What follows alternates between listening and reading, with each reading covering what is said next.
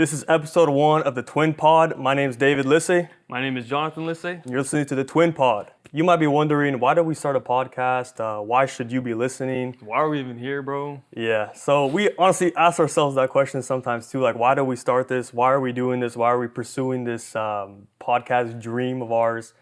And honestly, there's not really an answer to it. Like, we just really like having deep conversations with people. We like sitting down, asking deep questions, getting deep answers, talking about hard things to talk about and discussing them and breaking them down and trying to understand the complexities of life. Yeah, because there's a lot of people around us that have really interesting stories to tell. There's a lot of people around us that have been through some hard times, through some difficult times. There's a lot of people around us that learned a lot of things during their lifetime. So we just want to, sit them down right here next in between us and just have them share their story, have them share what their experience is, and just share that with you guys as well. Call it a twin sandwich. We'll put them right here. It'll be a twin sandwich right here. Perfect.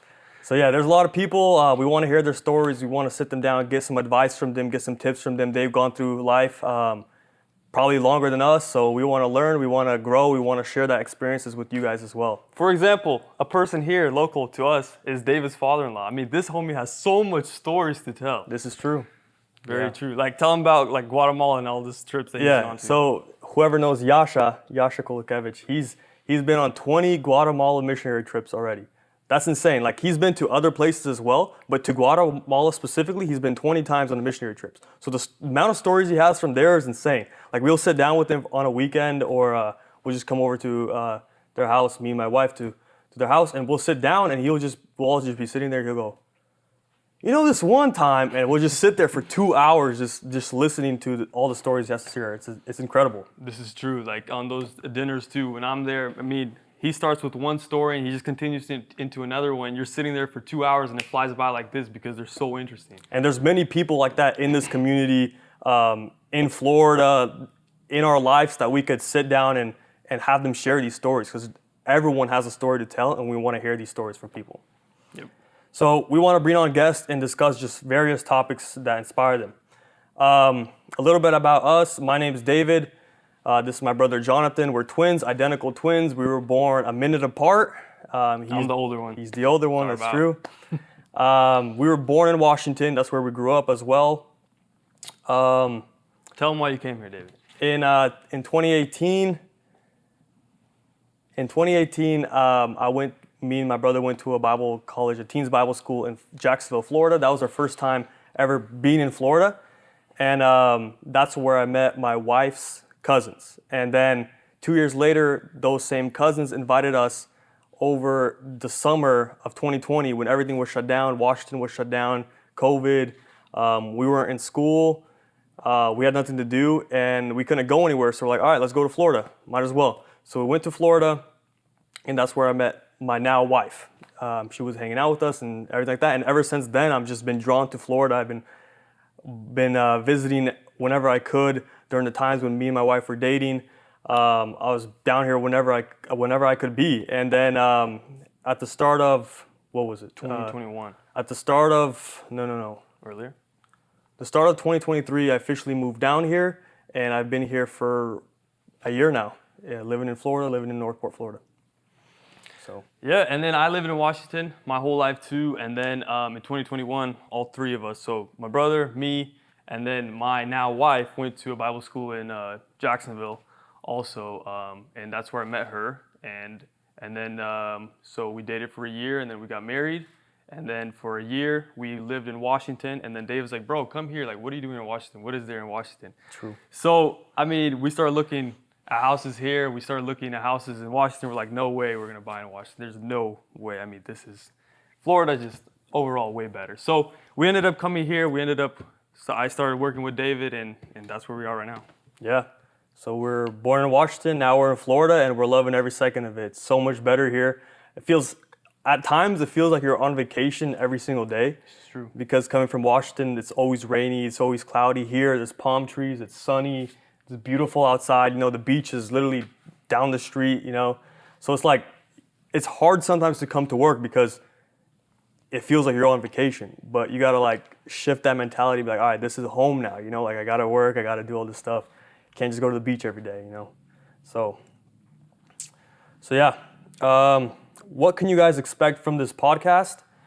We're going to try doing weekly episodes. So every week on a Monday, we want to drop an episode. This will be with a various guest, or it'll just be me and my brother just talking about certain things, certain topics. We want to get creative with the guests. We want to have different people on, just hear their stories and get some interesting insights. Yep. So yeah. Topics you can expect from this will be Christianity, theology, business, real estate, politics, and sports. So big mixture of all these things. We like a lot of different various topics, and we try to be knowledgeable in multiple topics. So we want to discuss everything pretty much. Yeah, and then when the guest comes on, I mean, the guest will have certain things they're interested in too. So you'll hear their perspective as well on certain things and whatever they want to talk about as well, and we'll just kind of pitch in. Yeah. Into there. Hopefully you guys will enjoy. If you want to see kind of the behind the scenes of the podcast, we're doing a behind the scenes series on our business social media account called decofilms.co. And this series is basically just gonna be like the problems and solutions we have while growing this podcast, like figuring out how to grow a podcast, how to build a following, how to improve a podcast. So if you're a video editor, videographer, or just someone that wants to learn how to do a podcast or wants to start a podcast in the future, this is the series for you. You can check it out at decofilms.co on YouTube, TikTok, and Instagram. Yeah, and while we're on that topic, why don't you just explain Deco a little bit? Like, what is even Deco Films? So Deco Films is a video production company that I created with my wife. It stands for D&E Co. So that's where Deco comes out, because my wife's first name is Esther, and then my name is David, obviously. So D-E Co, Deco, that's where it came from. And basically we specialize in short form content, creating content for businesses, for companies. Basically we saw a problem in a problem in companies where they're not getting enough leads without like spending a bunch of money on paid advertisements and like these other marketing techniques that are super expensive. Like that's the only way they're getting leads. Our solution is, so they're not getting enough leads through that way, or they have to like dump a bunch of money just to get leads. Well, our solution is, let's generate leads for you through growing organically on social media, through posting consistent quality content, you know? So what we do is, a business will reach out to us and they're like, hey, we need content, right? We'll come out in a day, in 2 days, whatever. We'll script everything out, right? We'll grab a bunch of ideas, plan whatever, what kind of video ideas they can do, what kind of photos we need to take, what's their business, like what are their competitors doing. We'll script all this stuff out. We'll come down there, film, get some interviews of them, get some photos of them, and then we'll build out a month's worth of content, 2 months worth of content, however much it is, however much they need, and we'll deliver it on the first of the next month. So we basically film, edit, get everything together. On the first of each month, we deliver all the stuff to them, and they have a month, 2 months worth of content ready to post, ready to be consistent. It's high quality. They don't have to worry about, all right, what am I gonna post? When am I gonna film? When am I gonna edit? They have a professional company that does it all for them. All they have to do is pay us the money. This is true. What about some backstory? Like, when did you start? When did you even start getting interested into videography? All this, like, tell us all the way back. Yeah, so back in the day, you remember we would make like these little videos at home. We would have that little Canon point and shoot. And I remember we would just like make little videos around the house. If it was like a secret agent video or like a basketball video. How old were you then? Like 12? I mean, yeah, I was probably 10, 12. I definitely elementary school. And yeah, I would use, what was it? Windows Movie Maker, I think, was the program there on Windows. And I was just trying to cut stuff together, try making a video. I thought it was super cool. And then slowly that passion kind of grew and grew. I kind of learned more about editing. I tried every single editing software in the books. Premiere Pro, DaVinci, there was Final Cut, there was Sony Vegas, there was Lightworks, there was Movie Maker, like all of these, like I went through all of them, tested out all of them, trying to see which one I liked, and I finally came to Premiere Pro. That's the one I kind of studied the most. That's the one I grew the most in of my knowledge. And I remember parents bought me a camera for, I think, my 16th birthday or something like that. It was this nice camera, and that's when I started to truly like dedicate time to learn how to do it, how to film, how to like better my craft. And slowly I started to get paid for projects, like a wedding here, a little commercial shoot there, some social media content there. And I was slowly like, I was like, dang, I'm actually making something from this, you know? Like this is a hobby and I'm making slowly money, you know? And then after SMBS, which was the Bible school in Jacksonville, Florida, they offered me a job there. And that's where I kind of learned like, whoa, like I can actually make consistent money from something that I really love to do, like from videography. And that kind of opened my eyes while I was there. I started working with some other people, started getting more wedding clients, and I slowly like just increased the amount I was making. I was like, man, what if I could do this full time? Like, what would that look like? How can I get there? You know? And slowly realized that like to get there, I need to work consistently with either a business or realtors or something. Like I need to make money consistently, and I need to know that there's gonna be something coming in every month. And for the beginning of it, most of it was just weddings, and then slowly I got like retainer clients and people that would like consistently like every month they need content and they would pay me, and I would go out there and film with them like a realtor or something like that, you know. And then when I moved here to Northport, like the biggest break I got was this podcast that I literally reached out to.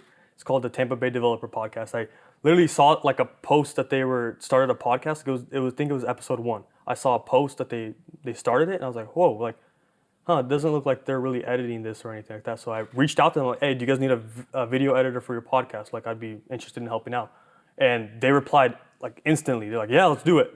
And ever since then, we haven't looked back. Like we're on episode 46 now? 46, yeah. Episode 46, and I've been creating content with them, helping them grow. They've been over, I think, 2 million views now. 2 million views, 17,000 followers on Instagram as of 17,000 when, like yesterday or something. At the beginning of this year, so start of 2023, I think they had like 500, 700 Well, they followers. started in February. Yeah. They started in February of 2023. Yeah. So it's not even been a year and they're already growing like crazy. 17K on Instagram. And then on YouTube, I think they have over 700 subscribers now. And we've been slowly growing that one as well. Yeah, well, when was the first wedding you did? Because I feel like that's the biggest break for you is when you started weddings. Yeah, so my first wedding was, I think, our cousin Roman. I think that was the first wedding I ever did. Like what, 17? 2017 probably, yeah. I charged, I think, $400 for that whole wedding. And it took me, Not bad. I think it took me like 8 months to edit that thing. It took so long. I didn't know what I was doing, but I was slowly trying to figure it out. But it was all a learning process. I really enjoyed it. I remember I was gonna hire a second shooter for that day, and I already talked with him and everything like that. And the wedding day comes, and wedding's already starting. I'm calling him. He's not pulling up. I'm like confused. Like I'm supposed to have a second shooter. I already talked with him. Everything. He's not coming for some reason. And apparently he overslept and he didn't show up. So I had to film the whole thing by myself. Dang. But yeah, you live and you learn. Yep. So my brother here, he recently joined Deco as well, and basically how we're structured is I'm kind of in charge of the commercial business side of it. So like working with businesses, doing commercials, content like that. And then my wife Esther, she's in charge of the wedding part of it. So like wedding films, talking with all the wedding clients, posting on the wedding pages. Like she's in charge of that, and I'm in charge of this part. And then what I needed was someone who could talk to clients, client communication, analytics, research, all this stuff, scripting. I needed someone to do that. And when John was like saying that he didn't really want to work at Mercedes anymore, I was like, bet, let's have him hop on. He already has sales experience. He already kind of knows the business. He's been doing filming before. Like he did videography with me a couple times before, so he kind of knows the business. Let's take him on and teach him like what I've been doing, and he could grow the business with me. So I hired on John, and we've been growing ever since. Yeah, very thankful because before this, right before we moved to Florida, I was working at Mercedes, and I worked there in Washington for Mercedes for about, I want to say, a year and a half. And then once we moved here, I got a job again at Mercedes, but the Mercedes I got hired to was almost an hour and 30 minutes away from my house. So every day I had to drive an hour 30 there, an hour 30 back. And then if traffic ever hit, I was in traffic for maybe, the most I was ever in traffic one way was almost 3 hours. So after some time of that, it got pretty annoying. The traffic got pretty annoying. So I was really grateful that David brought me on, and now I live 20 minutes away from this office. So literally, the time I save just from drives alone is definitely worth it.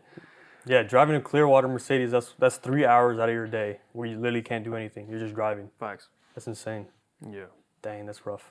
So okay, but going from Mercedes, so you were the sales for parts, right? Part sales, yeah. Part sales. So you did part sales.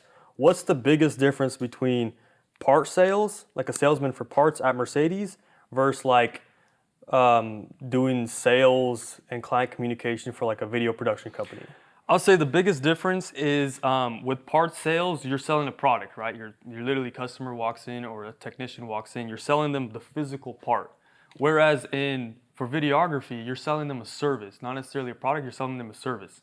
12 pieces of content for this month or whatever. So I would say that's the biggest difference between sales for Mercedes and sales here. But in regards to clients, I would say also in Mercedes, the people that you're selling to, they're gonna buy for sure. Well, I mean, 90% of the time they're gonna buy. Unless you tell them a really ridiculous price, they're gonna buy because they're coming to the dealership to buy the parts. So I would say that's the biggest thing as well, because here, while I'm working here, I'm reaching out to people and I'm trying to get them to buy. So you're not necessarily, unless you're reaching out to the people that or actively looking for a videographer, you gotta explain to them or sell them in a way that they see the need for you. They see the need for the videography company. They see the need for content. Otherwise, you're not going to sell them, because if they don't think they have a content problem, they're not going to buy. Whereas in Mercedes, everyone that was walking into the parts department were going to buy something. They're there to buy something. So it was really easy to sell a Mercedes because you were selling to a client who's already ready and in the state to buy. Whereas here, you have to, in a way, first let them know that they have a problem with content. They have a problem, and then you sell it to them. So that's the biggest thing. In Clearwater Mercedes or in Mercedes sales, I was getting a lot of yeses right away. Here, I'm getting a lot of no's right away. So there's that biggest shift. That's probably the biggest shift that I've seen here. Yeah. But I mean, it's just a stepping stone. You just got to get around that and just get to the people that actually want it. Yeah. So what's some things you learned at Mercedes that you're implementing here? I would just say, just having like a system in place, system and structure. So there's certain guidelines that you have to follow throughout the whole process, through the process of talking to the client, and then through the process of finally closing the client, getting the payment, getting the deal done, and that whole process I'm incorporating here too, because we like last week we built out a complete system of where to go from actually reaching out to the client to having them show interest, to having them reaching out and saying like, yeah, we're interested, to us going out and like right now we're doing a promo where we, just so that they could see kind of like what we could do and everything, we're giving them a free video. So we go out there, film, edit a free video for them, we send it out to them, and then they're like, okay, yeah, let's keep going, So then we hire them on. So just that whole process of building out the whole process from beginning to closing the client. Gotcha. What's some like cold outreach strategies that service businesses can implement to like get more leads? Like if they're not doing any paid advertisement or they're not really doing a lot of social media content, but they like literally just all they can do is cold outreach. What kind of strategies would you recommend for them?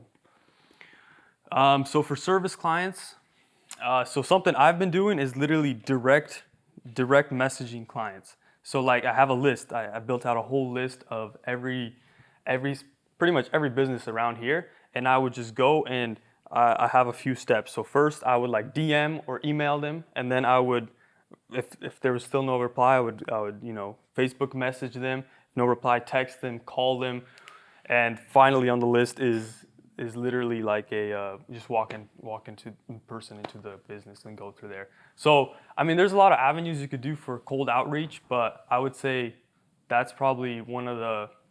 It takes a lot of time, but it definitely works. Yeah. Gotcha.